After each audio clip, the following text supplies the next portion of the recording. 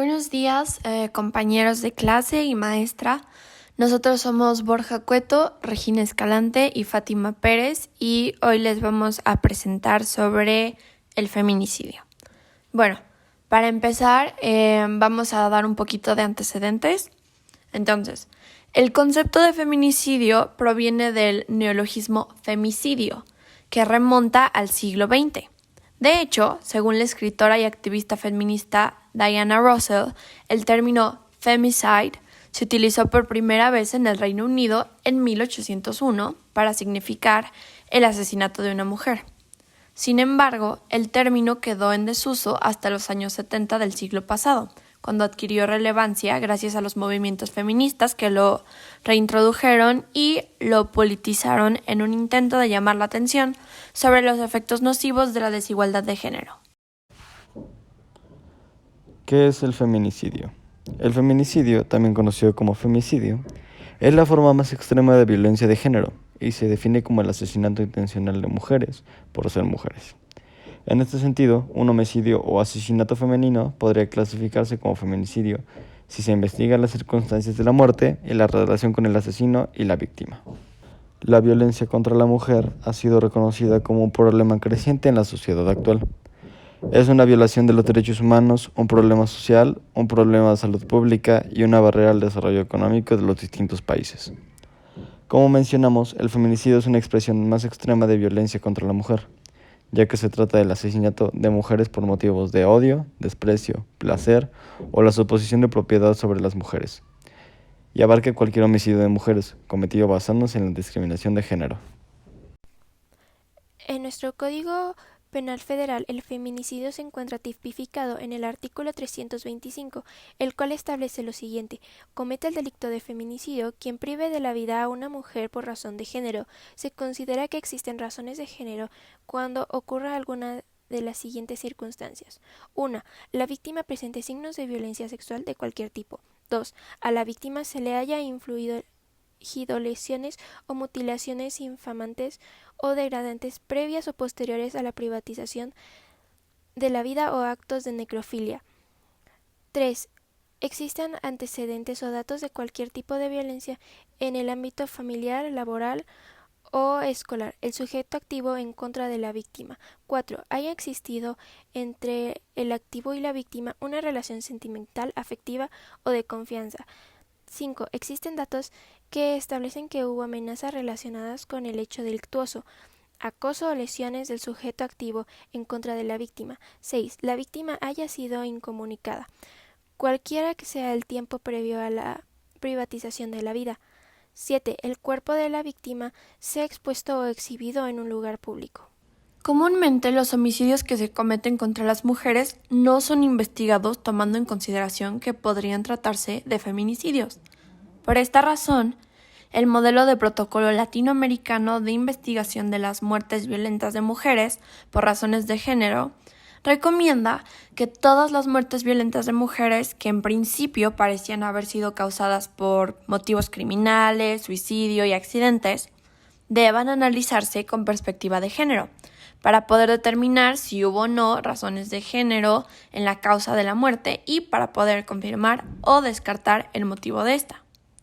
En este mismo tenor se encuentra la sentencia de la Suprema Corte de Justicia de la Nación, la cual establece que en el caso de muertes de mujeres se debe, número 1, identificar las conductas que causaron la muerte de la mujer, número 2, verificar la presencia o ausencia de motivos o razones de género que originan o explican la muerte violenta. Número 3. Preservar evidencias específicas para determinar si hubo violencia sexual. Y número 4. Hacer las periciales pertinentes para determinar si la víctima estaba inmersa en un contexto de violencia. Eliminar todas las formas de violencia y discriminación contra mujeres y niñas en todas partes es uno de los objetivos establecidos por la comunidad internacional de la Agenda de Desarrollo Sostenible a alcanzar en 2030.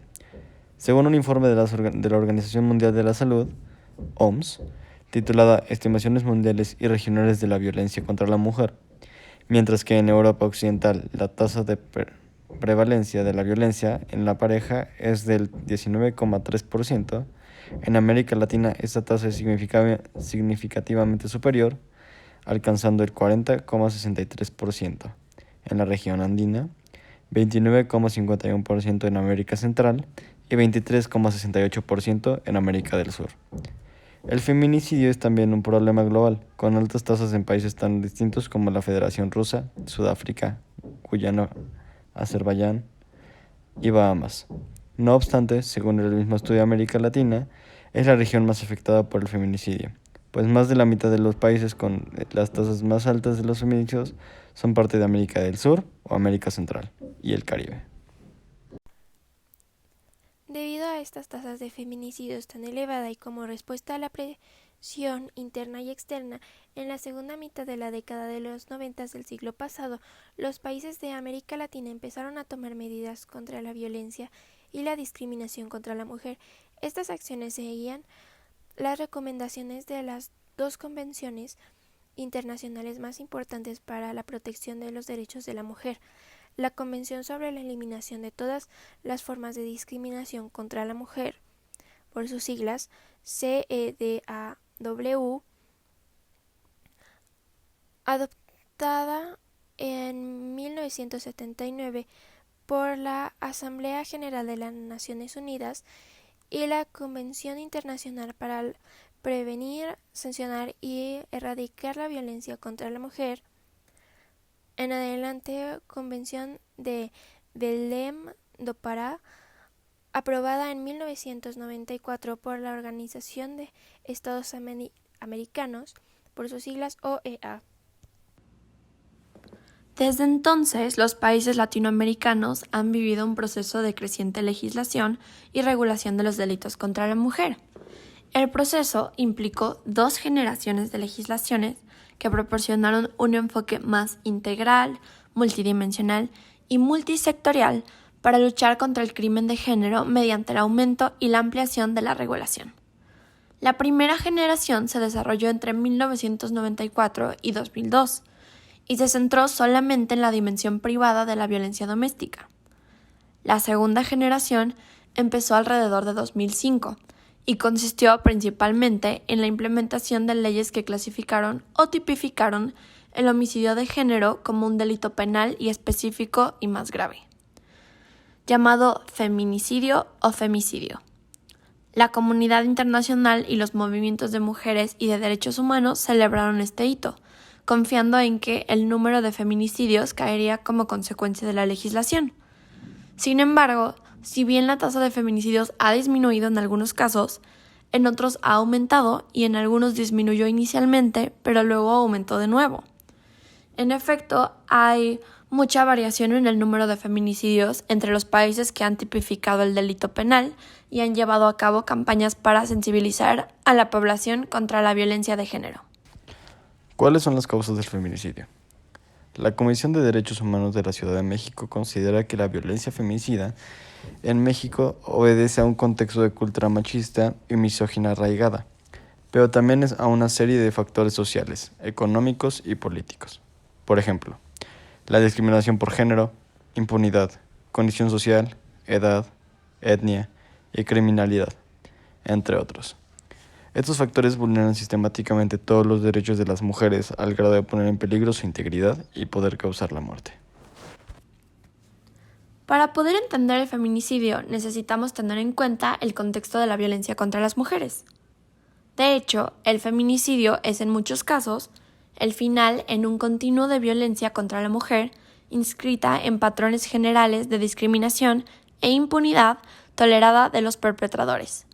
Bueno, esto se ve claramente ejemplificado en el violentómetro que ahorita les estamos enseñando, que la primera sección es ten cuidado, la violencia aumenta, y empieza con bromas hirientes y acaba con controlar y prohibir. Después está la parte de reacciona, no te dejes destruir, que está en igual, o sea, controlar y prohibir amistades, familiares, dinero, bla, bla, bla, y acaba en agresión como cachetadas. Después está en necesitas ayuda profesional, que empieza en patear y está en cerrar, aislar, etc. Y justamente termina en asesinar. Y bueno. ¿Cómo se clasifica la violencia? La violencia interpersonal tipo de violencia contra la mujer más habitual y está subcategorizada en la violencia familiar, de pareja o comunitario. La violencia familiar y la violencia de pareja son infligidas entre miembros de la familia y la pareja, y de forma habitual tienen lugar en el hogar. Se ha constatado que el feminicidio, en esta mayoría de los casos, su letalidad. Un estudio mundial sobre violencia de pareja confirmó que el homicidio en el ámbito de parejas afecta hasta 6 veces más a las mujeres que a los hombres, el 38.6% de todos los asesinatos de mujeres frente al 6.3% de los asesinatos de hombres son cometidos por sus parejas. Asimismo, el continente americano, con el 40.5%, ocupa el segundo lugar en cuanto a porcentaje medio de homicidios de parejas respecto al total de homicidios de mujeres. Por último, la violencia comunitaria es la violencia entre personas no emparentadas que no se conocen y en general tienen lugar fuera de la casa, e incluye la violación y la agresión sexual por parte del extraño, así como la violación en el ámbito industrial. En América Latina, las 4 subcategorías principales, identificadas y consensuadas sobre feminicidio por la mayoría de los autores son las siguientes: feminicidio íntimo, feminicidio no íntimo, feminicidio por conexión y feminicidio sexual. El feminicidio íntimo es aquel cometido por un hombre con el cual la víctima tenía o solía tener una relación íntima, familiar, de convivencia o afines. El feminicidio no íntimo incluye aquellos cometidos por un hombre que no tenía ninguna relación íntima, familiar o de convivencia con la víctima. El asesino puede ser un amigo, un conocido o un extraño. Y la violación sexual a menudo ocurre en este tipo de feminicidio. El feminicidio por conexión recoge el asesinato en cualquier mujer que trató de intervenir o quedó atrapada en una acción de feminicidio.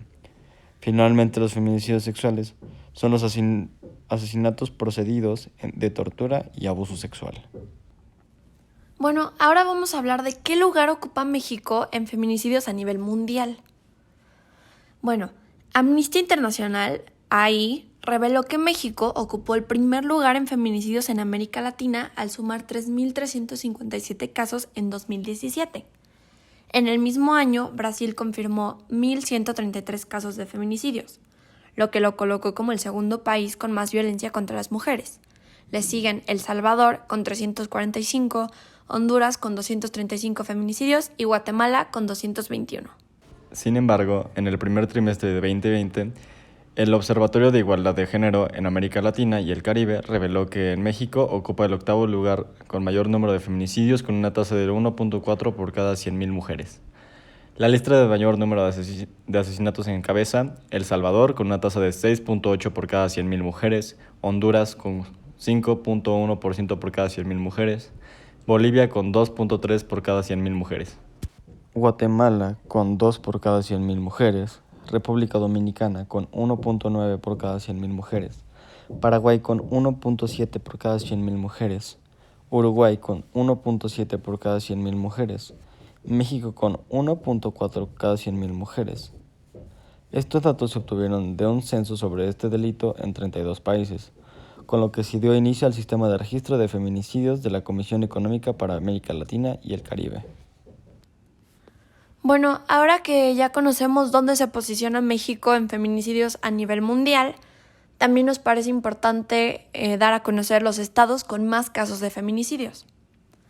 Bueno, en los primeros 5 meses de 2021, los feminicidios se han incrementado un 7,1% con respecto al mismo periodo del año anterior, según los datos que ha aportado la Secretaría de Seguridad Pública. De enero a mayo de este año, 423 mujeres han sido asesinadas por razones de su género. De los 423 asesinatos de mujeres, el 57,4% de los casos se concentra en 8 entidades: Morelos, Sonora, Quintana Roo, Colima, Jalisco, Sinaloa, San Luis Potosí y Chiapas. Y un 8% de ellos ha tenido lugar en solo 5 ciudades, que son Culiacán, Tijuana, Juárez, Guadalajara y Monterrey. Esto lo pueden ver mejor en el mapita que les estamos poniendo en la presentación. Feminicidios durante la pandemia. Para miles de mujeres en todo el mundo, las medidas de protección contra la pandemia de COVID-19 que las ha obligado al confinamiento lleva implícito un enorme peligro. Refuerza el aislamiento de aquellas que ya son víctimas de violencia y la separación de casi todos los recursos para defenderse. En México, cada día mujeres de todas las edades viven un riesgo constante de vivir algún tipo de violencia y prácticamente todas en algún momento de su vida han sido víctimas de violencia o se les ha amenazado por el simple hecho de ser mujeres.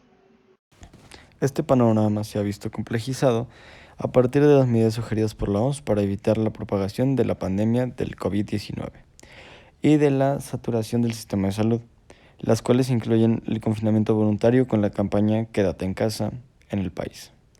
Si bien esta medida adoptada por distintos países, centrada a su propósito en la salud pública, los impactos de aislamiento social han tenido distintas implicaciones para las mujeres y niñas, en específico en el aumento de carga de trabajo doméstico y de cuidados, en la agudización de las desigualdades frente a los hombres, en el acceso a derechos y la exasperación de la violencia en su contra en todas sus manifestaciones. En promedio, 1 de cada 3 mujeres ha padecido violencia física o sexual en una relación íntima a lo largo de su vida.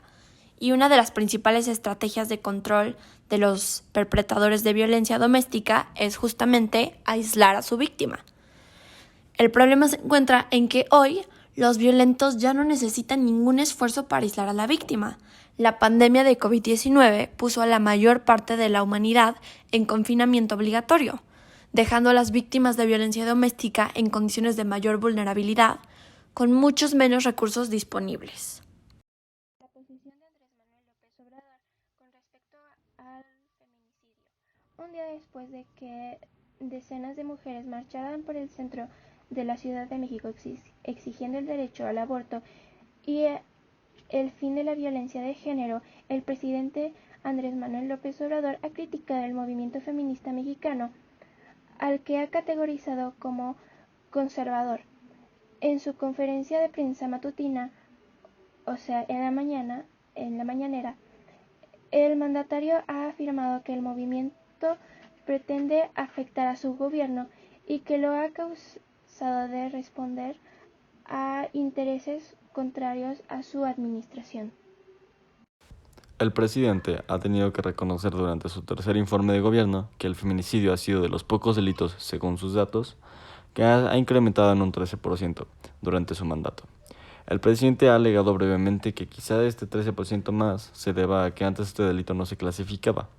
Obviamente el INE registraba desde hace 3 décadas homicidios contra mujeres, sin necesidad de que fueran tipificados como feminicidios. Pues esa definición es de 2012 y depende del Código Penal de cada estado. En algunas entidades, el feminicidio aparece registrado como una figura autónoma y en otras como un agravante de homicidio, aunque se reconoce en el Código Penal Federal. Ahora les vamos a presentar algunos casos de feminicidios que se han dado recientemente en México. Y bueno, yo les voy a presentar el caso de Jessica González. Esto ocurrió en el 2020, entonces es bastante recientito, la verdad. Y bueno, Jessica tenía 21 años el día en que se murió. El 21 de septiembre salió a caminar y no regresó. Sus familiares y amigos reportaron su desaparición, pero la alerta alba no funcionó. 4 días después, su cuerpo fue encontrado sin vida en la zona boscosa sur de Morelia. De acuerdo con Fátima Antón, 2020. Fátima, de 7 años, fue secuestrada fuera de su escuela mientras esperaba a su mamá. Días después, su cuerpo fue encontrado sin vida, con huellas de tortura y de violación dentro de un costal. Los sospechosos Mariano Alberto Reyes Nájera y Gladys Giovanna Cruz Hernández fueron detenidos el 20 de febrero, 5 días después de la desaparición. Las cámaras de seguridad mostraron a una mujer, la cual había sido identificada como Gladys. Se llevó a Fátima hasta un domicilio en donde se encontraron rastros de ADN de la niña. 5 funcionarios han sido suspendidos por negligencia en el caso, ya que el trato hacia la familia de la víctima demuestra ejercicio ilegal del servicio público. Bianca salió de su casa para vender un cigarro electrónico el 7 de noviembre, pero nunca regresó. Al día siguiente, en una bolsa de plástico, fue encontrado su cuerpo sin vida, en un fraccionamiento a casi 3 kilómetros de donde vivía. Grupos colectivos de feministas salieron a las calles a protestar y a pedir seguridad para las niñas y mujeres de Cancún. Sin embargo, la policía disparó contra los manifestantes, por lo cual las protestas se incrementaron. Por ahora, hay 2 personas bajo custodia de la fiscalía. Estos 2 hombres tenían en posesión el teléfono celular de Alexis, como le llamaban sus amigos y familiares. Y bueno, eso es todo de nuestra parte. Muchas gracias por escucharnos y espero que la información que les hayamos dado en esta presentación, en este tiempo que tuvimos, sirva para informar sobre el tema de feminicidio, ya que es algo muy grave, especialmente en el país que vivimos. Entonces creo que es importante conocer al respecto. Gracias.